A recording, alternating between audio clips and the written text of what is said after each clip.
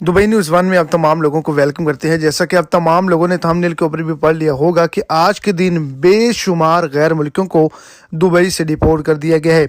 उनकी एक छोटी सी गलती ने उनको अब इतना बड़ा नुकसान पहुंचाया है कि वो दोबारा यूएई का सफ़र नहीं कर सकते। इसके अलावा कुछ लोग ऐसी हैं जिनको 3 महीने तक की कैद भी दुबई के अंदर की गई है। 5,000 दिरहम का जुर्माना भी किया गया है। इसी हवाले से आगे चल के मुकम्मल डिटेल्स आपको इसी शॉर्ट्स वीडियो के अंदर मिल जाएंगी।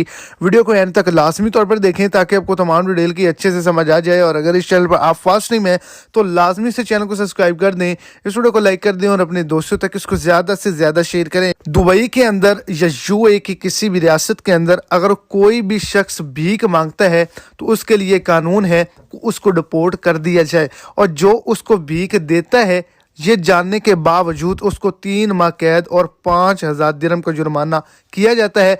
आज के दिन बहुत ही ज़्यादा लोगों को जुर्माना भी किया गया है और करीबन 500 पाकिस्तानियों को, इंडियन को, बांग्लादेशियों को और ममालिक से ताल्लुक़ रखने वाले लोगों को डिपोर्ट भी किया गया है इस गलती करने पर।